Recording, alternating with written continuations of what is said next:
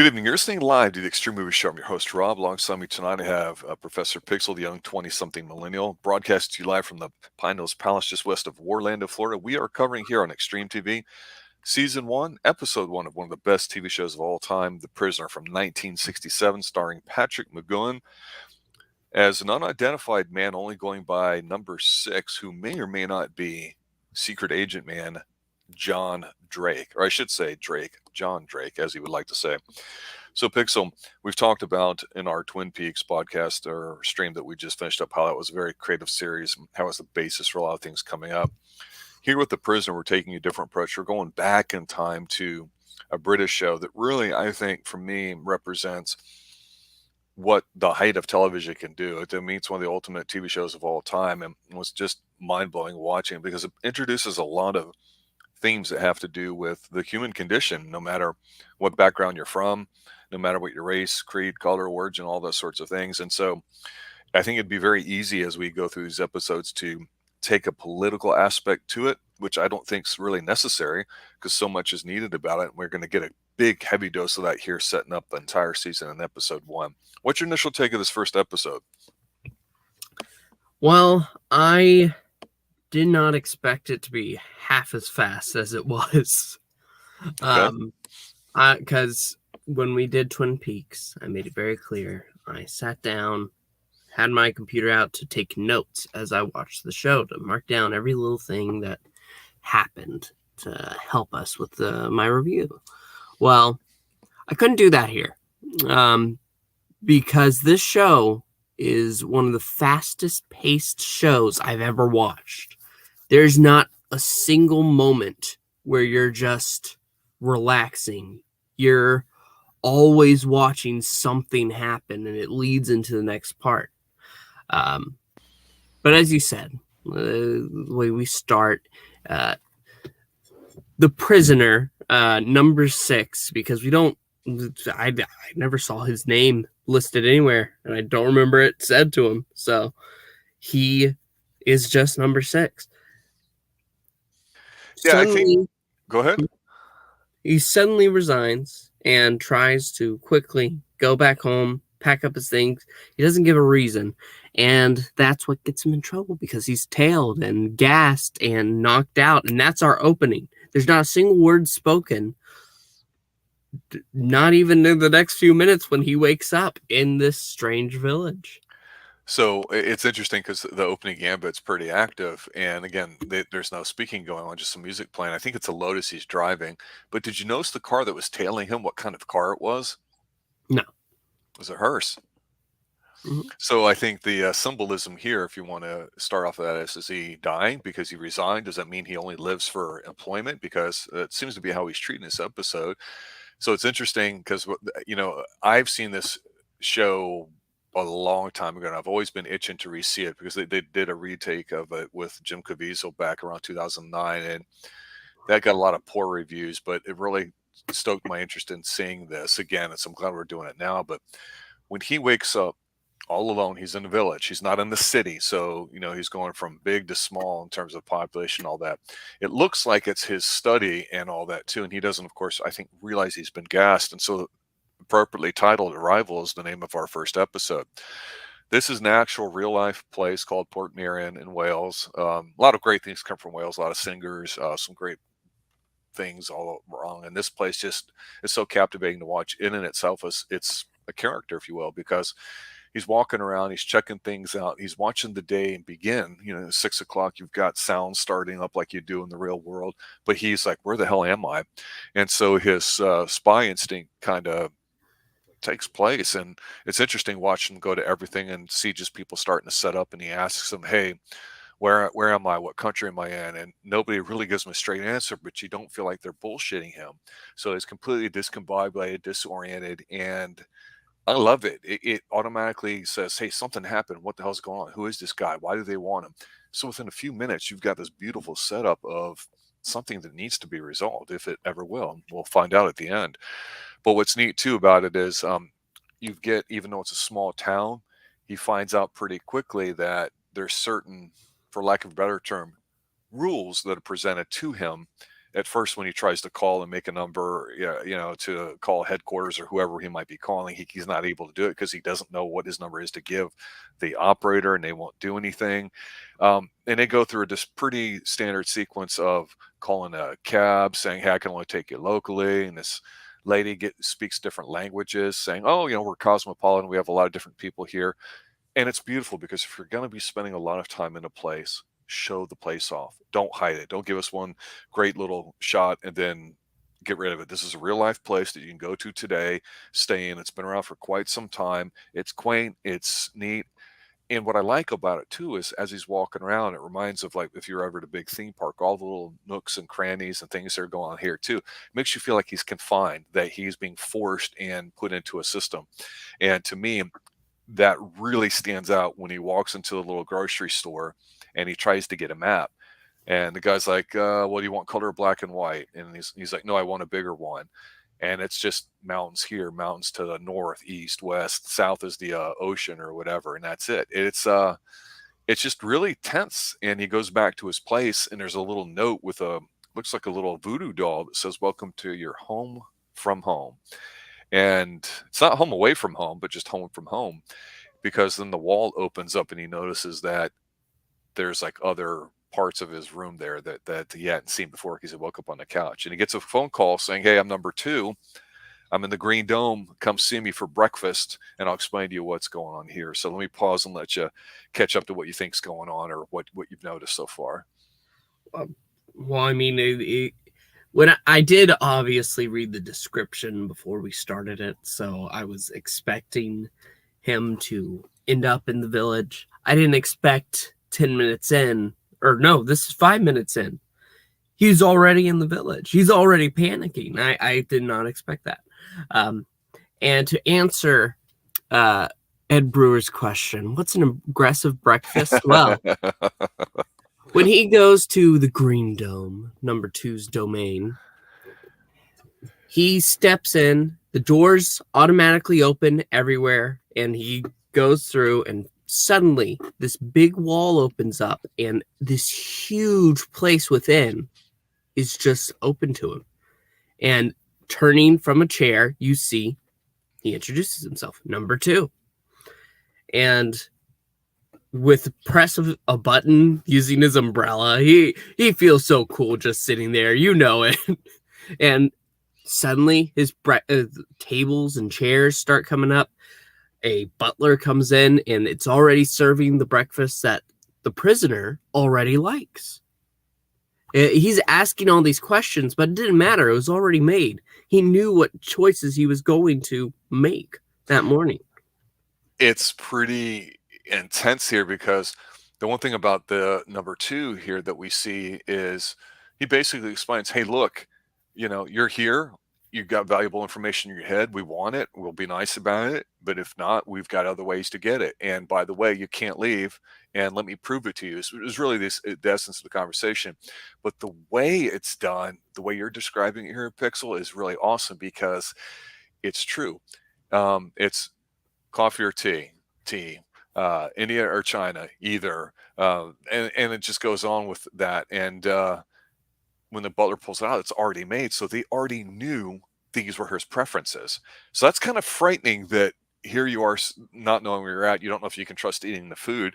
The guy seems to be reasonably calm and under control. He's not lording over you, but he's just like, "Hey, sit down and I'll tell you." And there's these giant, not unicycles, but bicycles in there with a really tall front thing. That's a British thing, I think. I really don't know the significance of it. We do see them a lot, but it's awesome. Again, 15 minutes in, we're being told what's going on is, "Hey, we just want to know what's up with you."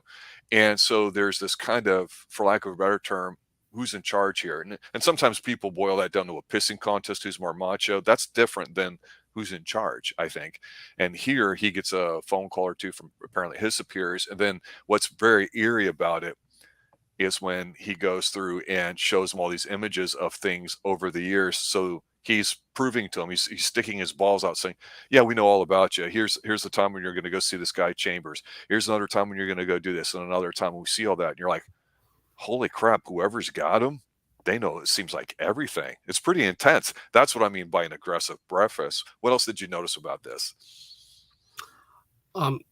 Honestly, just in that moment, it was astounding how this man carried this presence. But not only that, after that, he's like, all right, come along. And he takes him on a tour of the village. They take a helicopter ride.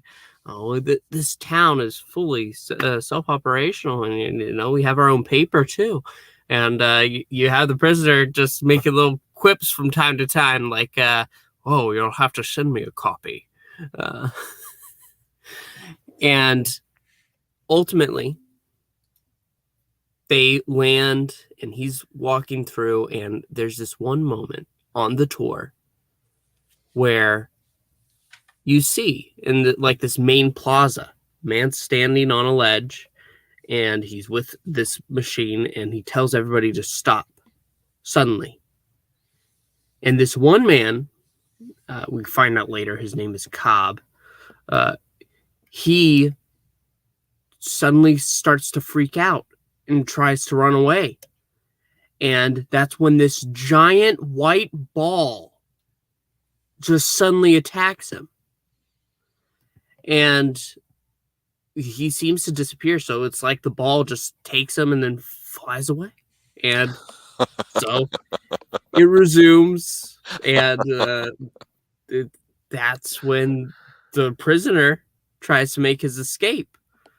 But as he's trying to make his way out, this ball ends up catching him too. It doesn't grab him. Instead, it just takes him by the head and like knocks him out.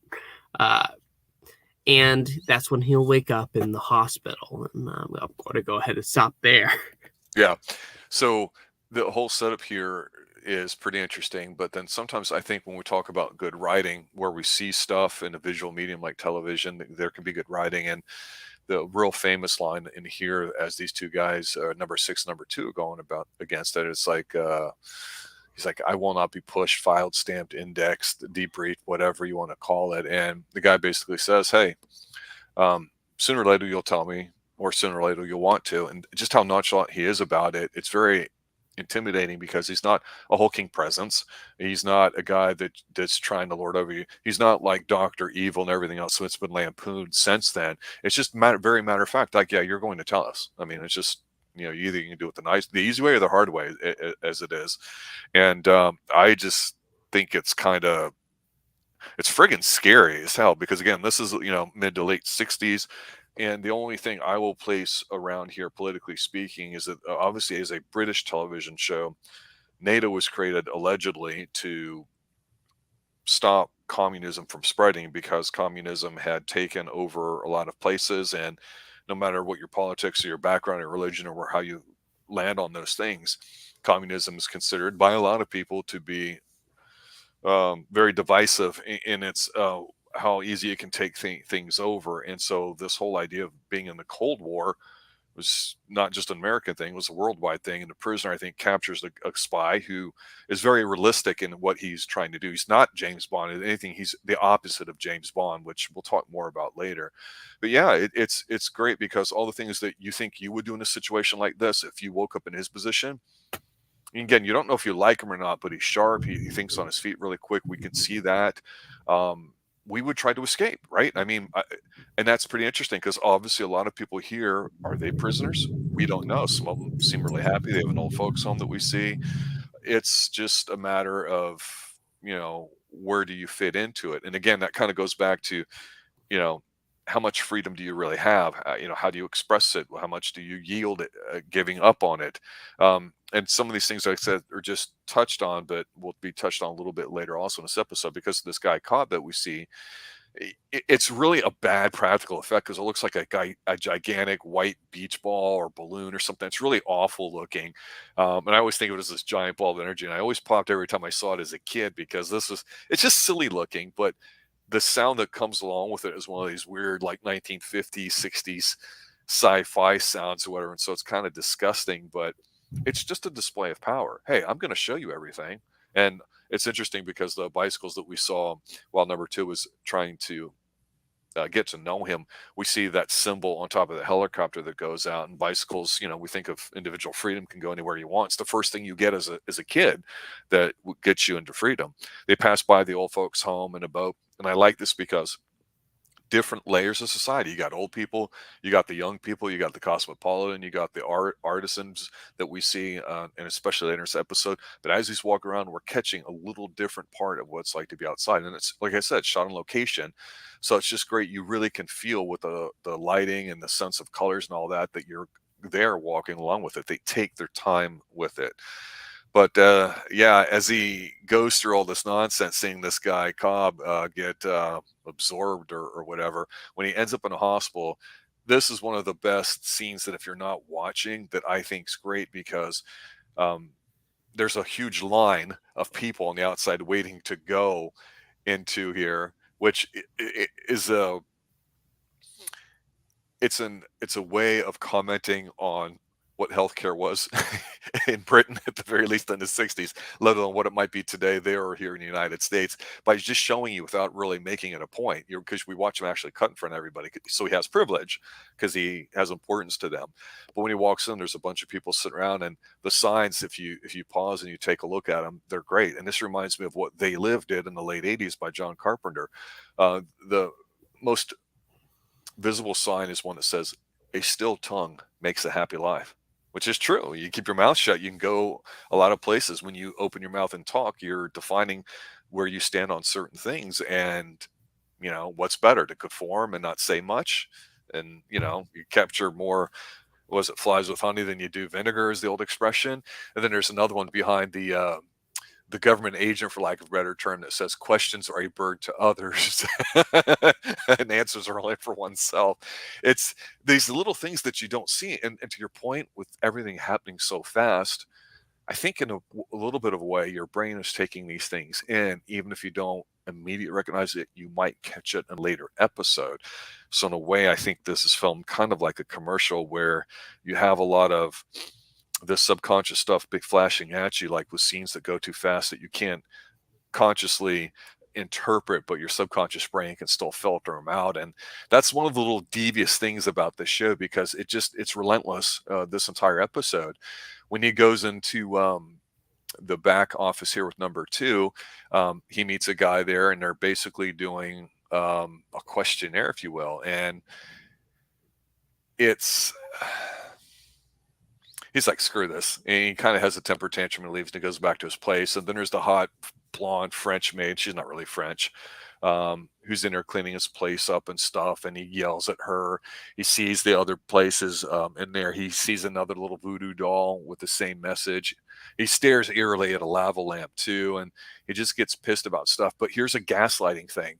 He opens up a drawer by a reading desk, and there's a map of the village that we'd already seen, but it has like his diary, like day one, and it's, enjoyed a nice breakfast. Day two, tried to make, welcome with everybody. And he's not writing it. He didn't write it, but it's kind of like, wow, it's like I say, it's gaslighting. It's like writing something on somebody's blog and making it seem like theirs or whatever. It's just very disconcerting. And the maid comes back because he had busted up a radio, and he really is pissed, and it looks like he's about to beat the crap out of her, and he doesn't. But she kind of breaks down, like, my job's to get information from you. I'm sorry, I've said too much, and he's basically questioning her. How come you've never tried to find out what's going on here? And she basically says, hey, I was raised when I was young here and whatnot. She brings up the expression that was on the wall that we saw, that if you didn't see, you're getting here now, about a still tongue making a happy life. Again, this is happening so quick, and I'm spending more time explaining it than what you do when you're watching it. And so it does feel like it's going fast. So she basically says, and she's kind of hurt here emotionally, that, hey, if I could get you to open up, they promised that they would let me go. And he's like, well, why would you really believe that? She's like, well, I haven't really thought about it. So she cries and leaves. But we see, and like one of the war rooms that they have here that has universal things in there too. It's not just the village where they see everything. He's talking to the guy running it, and they're saying, hey, we're going to have to go to plan B and step things up because it's not working. And at this point here, an electrician guy comes in to fix it. And he kind of says, okay, I'm going to escape in a different way. He calms down, and walks around, and he goes to leave, and he passes by somebody with flowers who looks like exactly like the same guy that was just in his room. He gives him a funny look, and yeah, the ball energy catches him and reels him back into a hospital. And I like it. There's a little fight on the beach here. It's so 60-ish. It's kind of silly, but it's a little bit of action. And yeah, you would try to escape if you can here too. But the creepy scene, as far as knowing people, is here in the hospital. So I'll let you take control of that. Yeah, no, I mean, after we see this maid and she makes a plea, oh, they wanted me to get close to you, please. After that's dealt with, and he tries to escape, and he's taken out. And once again, he goes back to see a funeral. And it's funny you mentioned James Bond, because the one that we just reviewed, it reminded me of it, because you have this marching band pretty much playing music, celebrating as they're taking Cobb to his grave. It turns out that he committed suicide by jumping out the window. And the man, after being released, goes to number 2 and sees a different man there now. It's a new number 2. It says that they may change positions from time to time for unexplained reasons. And goes on to call him number 6. And the man, the prisoner, says, what? Well, what'd you... I'm not a number. I'm a human being. And he says, well, here, you're going to be number 6. And they give him a little badge because they've changed his clothes now. They burned his old ones. That's like the first day of school. Yep. Number 6 then goes to the funeral, and he is standing alongside as he notices a woman just watching from afar. Quickly, he goes over, and the woman, number 9, says that she was working with Cobb before. They got close recently because she was trying to help him to escape, and says that the plan was ready to go through, but they got him. They got him before they could go ahead and put it through. So she suggests meeting later, and they go to a concert where she explains that she has something called an electro pass that he can use. It'll keep the ball at bay, giving him time to escape via the helicopter that comes in. 6 has doubts, of course, but quickly, as he notices where she goes towards number 2, he still accepts the pass. So that night goes ahead, he takes it and rushes after the helicopter is there. He had a meeting with her at the boat first, where she tells him to just go, you can do it. Take your moment. And so he does. He makes it to the helicopter. The ball, even though it's close, can't get him. So he just gets in and flies away. But that's when we see inside the Green Dome, where the technicians are already watching. And as he gets a good distance away, you can see the higher ups just watching the screen. And they look absolutely pleased with themselves, because what comes next? It's taken over. One of the technicians just quickly pulls it back in, lands it. And number 2 is, sorry, not number 2. The woman, number 9, at that moment is sitting across from the old man that we saw 6 playing chess with earlier. And he says, would you like to play a game? She says, I don't know how to play. And he goes on to say that, oh, well, everybody should play chess. We're all pawns, dear. And number 2 then watches the events, number 9 watches the events as the helicopter is brought in. And I'm going to pause there, let you have the last bit. Okay. Yeah, back up a little bit to when he ends up in the hospital and the doctor's checking him out. And Obviously, we're finding out a little bit about the ball of energy, which is called the rover. So we'll call it that. Um, that it can kill you basically, or it can just like trap you. And the guys was saying, yeah, the after effects can be kind of bad. And again, what's being shown here and not talked about is when he walks by the hallway, he sees basically a room that's got like this purple tint behind it. And he looks in there, and the doctor says, yeah, that's where basically we have reconditioning type things going on in there too. Some guy speaking gibberish or whatever. And there's another room you looked in where people are in straitjackets, up against the wall. So again, it's interesting to me in the 60s. Obviously, if you're a hardcore conspiracy guy and you're familiar with Project Paperclip, MK Ultra, and all these government type things, you know that generally speaking, that to create super soldiers is where a lot of drugs were created to have soldiers that could not hardly sleep at all, be strong, have endurance, all that. That's where steroids generally come from, and LSD and all sorts of things, mostly from the government over the years. And it's not a secret; it's just what it is. But the whole psychological aspect of trying to bring some of that stuff into the mainstream wasn't really notable at the time in the 50s and 60s, especially when you start talking about psychotherapy and reconditioning and all that. And that's why if you're really hardcore in that stuff, things like The Wizard of Oz and Manchurian Candidate out of the 50s really disturbed a lot of people, because that's basically one of the first movies that brings out a lot of what really is going on to those two films. And here we have a TV show doing it. And with him, he's just kind of sticking his head and looking at it. So it makes me wonder immediately, of course, if that's going to be a factor later on with him in the show, some of these people. Number two had already mentioned to him that, yeah, you may meet people you already know. And so obviously that's going to be the case. And so you get this healthy sense of paranoia, because you can't trust a woman, period, whether that's real life or not or what. It's just a factor, because he doesn't know who's out to get him. So by now we know he's not crazy. We know he's trying to find a way out. We know he's trying to identify where he is.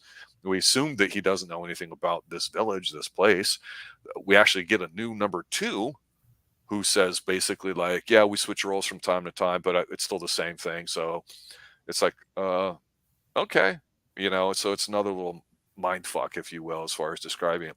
And the scene where he meets this woman, I wanted to talk about just for a brief second, because she knew Cobb, and he knew this woman because he saw her from afar, and he saw her grieving at the funeral procession. The funeral procession is going out actually to where they mentioned they have their own graveyard, which is on the beach shore, which, unless you're doing a Viking funeral, I always thought, ground level's a bad place because water can seep in, animals can dig up the bodies. So I don't know if that's a thing or not, or just me overthinking it, but it's a great shot of low tide here at Port Marion, where they're at, the village, and everybody there. And she's wearing some outfit. I don't know how to describe it other than it's like almost clownish, very colorful, but there's a lot of color here. And I think that might be something, because we saw some older people dressed up in military garb. We saw some people in artisans garb.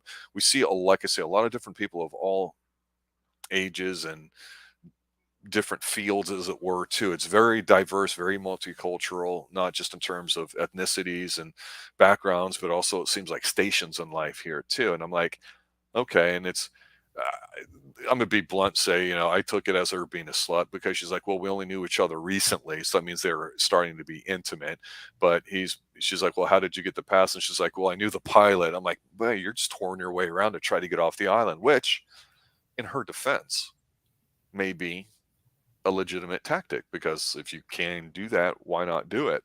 And yeah, he's in his new garb, like you said. They made him change his clothes. They burned it. Again, it's one of the things the military does to break you down. You get a new haircut, you wear a certain uniform. It's to break down the individual, to build you back up. So there's an element of that in here too. The lady is wearing not a name tag, but she's wearing it's a name tag, but with a number 9, but it's in the middle of a giant, the bicycle wheel of the shape that we saw, that was number 2's office that we saw earlier. So we've seen this around already many times, this bicycle theme. I don't know what, if anything, it means, but it's definitely prevalent. But of course, we get the scene of her talking to number 2 after she set up number 6 and all that too. And he's like, well, here's your new assignment or whatever. And she looks somewhat distraught or disappointed or whatever. So, okay, yeah, she was a plant, and yeah, she was wrong, just like the French maid was. And number 6 playing chess with the old captain or whatever. He's like, oh, try the boat out, if your mind's not there. I've sailed her many times. And you go, well, hey, this guy's number 66. Did he really sail this boat? Was he really the captain of it? Is it just us trying to force things together because we don't know what's going on? That's the beauty of a show when you set up like this, because you show lots of things and you leave a lot for people to try to put together. It's engaging mentally, and it forces you to be an active watcher of the show rather than passive and sitting back. And to your point, when you described at the beginning how you wanted to start sitting down and taking notes watching it and you really couldn't, that's not a bad thing either. And few shows I think can do that successfully. Now this episode I think is probably just trying to introduce a lot of things, draw us in. It's a template we would start to see in a lot more TV shows. And I don't know, it works for me because the ultimate expression, besides showing you, hey, you can't get out, him trying to get out, not getting out, his third time, is it the charm where he escapes?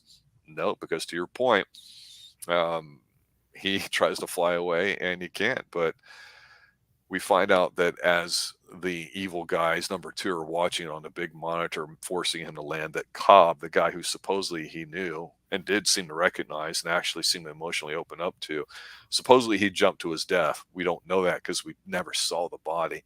He's sitting there with him, and he's saying to him, hey, this guy's going to be tough or whatever. He's like, well, I'm going to go work with my people now, and you go work with yours. And they're like, off Wiedersehen and goodbye. So, does he work for the Germans? Is it implied it's the N word for the Germans at this time? Who knows? I mean, because at the end of World War II, Germany just didn't stop existing. You had scientists and people in the military, good or bad, or however you want to call them, that did go to other countries. And, NASA was basically formed off of a lot of people coming over from Germany too. And again, it's nothing to be freaking out about, not trying to be political, but it's a very strong statement at the time in the show that here's possibly competing giant governments that have created this village to put people in that may have information. And, is this a real thing? And it's allegedly is. And whether you call it a reconditioning camp or not, it's just one way of possibly doing it. But overall, I think it's a very cynical way to end, and I think it's very good too. And all I remember is watching this is going, man, they've really put in a lot of stuff in here. It was hard to kind of just sit back and watch one aspect of it because they're switching around so much to this, to that, to women and all that. And at the end of the episode, I'm like, holy crap, I want to know what he's going to try to do next. That's the feeling I came away with it too. What do you think about this last scene here with Cobb and the big reveal? I mean, it is like LK says, this show is clearly going to be about deception. Nothing and no one to be trusted, because the girl that tries to help him escape isn't really trying to help him escape. From then, he has the lady trying to break down, build his trust. There's no corner that he can hide in, at least yet. And he's being watched everywhere. It seems that this is going to be his life now, but we obviously know he's not content with that, and he's going to continue to try to find a way out.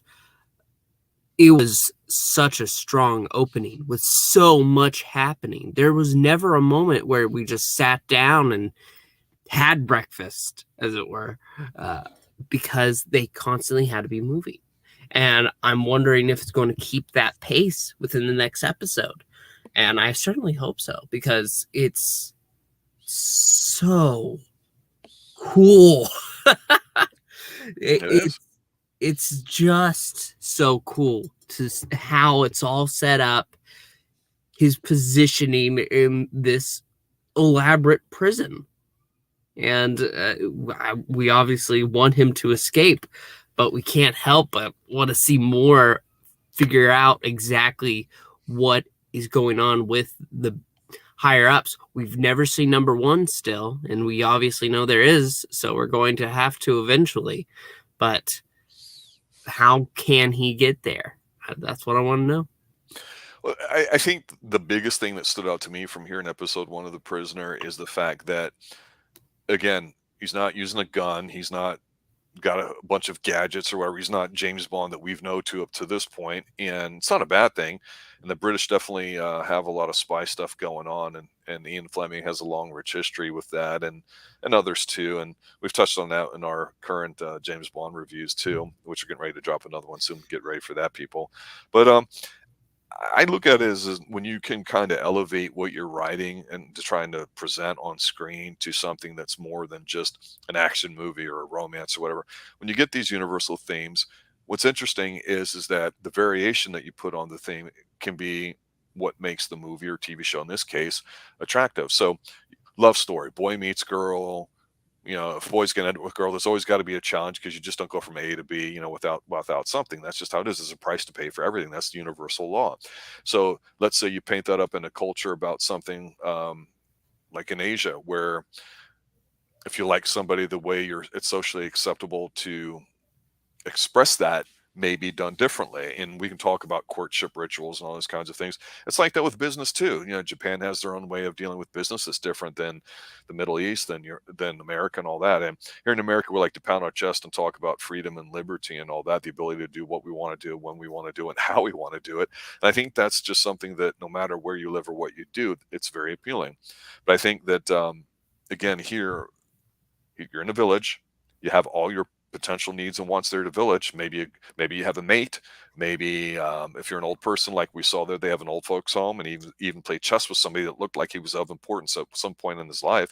Maybe at some point you just sit there and say, well, I'll be happy in my comfortable prison, and therefore I won't be that much of a threat and all that. Or maybe you've given up your information and they're not going to let you leave, and you've become resigned to your station in life. And just having something like those universal themes that anybody from any background can relate to, I think is just outstanding. And it's done in such a way where they're not beating you on the head about it. They're dressing up in terms of basically this, I don't want to call it an action TV episode because it wasn't really a lot of action, but it's basically a very chilling thriller to me right now, is the way I would look at it. And I don't know how far they're going to dive into spy stuff or military stuff or any of those things there too. But it's such a wonderful setup that it doesn't give you everything at once. It just teases you with some of these different avenues it can go down that I just think, wow, cannot wait for next week when we do episode 2. Ed Brewer's asking, where is it streaming? I thought, and again, speaking from the United States, I haven't verified this, but I thought some people have told me that they're streaming and you can just find them live on YouTube. You can. That's Okay. where I watched it. You can watch it on YouTube. It's on Tubi, Pluto. They have all the episodes listed, and in fact, if you go there, they have like background information connected to it as well. It's really cool. One of the things I'll mention about that real quick is that we are planning on doing the entire series week by week, and it's the 17 episode version. And there's a particular order that we're going in as well. And I believe Tubi, Pluto, YouTube, all that, they have all of those episodes. And I believe 17 is the correct number. So I believe next week is the Chimes at Big Ben. If I'm not correct, I'm not looking at my list, but that's something just to let everybody know that sometimes with these shows, you might have gotten episode 4 already in the bag, but they put it as episode 2, and then episode 2 they showed it as episode 4. Or if they were shown in the United States, the order might be slightly different. Now, will that affect everything? It probably won't with this show. Here's a spoiler, it really won't. But I do know that at the time this was shown in the United States on reruns way back in the day, there's a few episodes that just didn't get shown. So it's more like a 13 or 14 episode 1, 2. So originally it was going to be a smaller episodes, like 7 or 8 of them. They wanted like 25, 26, and they, I think, compromised on 17 or 18 is how it came out. But we're planning on doing the full 17 batch. It's going to be pretty awesome. Yeah. And Prime has Danger Man. Again, LK, the assumption here is that this is Drake, John Drake. And I don't know that it is, but a lot of people like to play with that because we don't know who this guy's name is. So it's easy for us to attach ourselves to him. We don't know much about his background too. So LK is aware of that. What were you going to say there, Pixel, about the episodes? No, they're just listed there, and I'm not sure if they're in the correct order or not. I haven't looked too much into the proper episode order, but I know that the next episode is the Chimes of Big Ben, and I'm excited. All right, any final thoughts overall on this episode here before we call it a night? It's just such a strong opening, as it were, to this series. At least I imagine so, because I don't know what comes next. This is new for me. But I look forward to seeing it come. So, Well, I will say this, I always say you're barely drinking age and all that too. Sometimes these shows that are older can look a little dated. I don't think it looks that bad Mm. necessarily. But for you watching it, do you think a show like this is a hell of a lot different than TV shows that most people your age are watching today? Yeah, definitely. I mean, most of what you have now is just dramas everywhere. There was a show a few years ago called Wayward Pines, which was actually inspired. The Yep. work was inspired by The Prisoner, obviously with other things added to it. But the idea of being isolated from the world you knew and put into this single space, it's terrifying to have your life just suddenly shifted against your will. And I mean, communists dream of it, but Well, the psychological part to it that they didn't really touch on too much in here is about awareness. Because if you have awareness, that a lot of times, from the biocentric model, basically meaning, you kind of have the answers. You're a human being. You don't need something from the outside to help fix if something's wrong. It's basically like behavior therapy. If you just become aware of what's going on with you and your body and your breathing, and how you're feeling at times and all that, and then that's feedback, and you can use that feedback to figure out if something's wrong or whatever. And in the show, they're making this awareness of what he's going through. So hyper aware of everything. Hey, I'm not in the right place. Hey, this is my flat, but now it's not. Hey, this person, I might know. Hey, I'm trying to escape, and in 15 minutes he tries to and he can't. So it's like, holy shit. So now his adrenaline's run. This is like, a day and an afternoon basically that we're looking at here time wise. All this happens in a short period of time. And if you woke up one morning and then in 8 to 10 hours, all this has happened to you, you're going to be crashing hard on just off of adrenaline. And it'd be interesting to see how much you can do that, because that's one thing you cannot rely on, is getting jacked up and on the juice and relying on that to get you through. You have to take a more methodical approach for the long term. And I think that number 6 here is realizing that, hey, my biggest test is in front of me too. But we'll see what happens next week on episode 2. I'm really looking forward. I think it's great. Okay, saying I'm staring at my original A&E Volume 1s. Yeah, 4 episodes at a time. God, I hated getting all those damn DVDs to make one big collection now. Jesus, it's tough. But yeah, there's a lot of stuff out there. We haven't even talked about whether or not we were going to do the Jim Caviezel 2009 rehash, as it were, which I thought had some interesting up-to-date things going on, but a lot of people hated it. No, we'll cross that bridge when we come to it. But let's just hope that episode 2 is as engaging as this one here.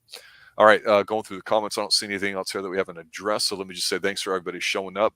Next week we will be going live at 6 p.m. EST for episode 2. We decided to do that rather than do these ones offline, at least for the time being. We're also going to be going live here in about 15 minutes for our final episode of the Rocky Movies franchise with Creed 2. So stick around for that. We'll be in a different room.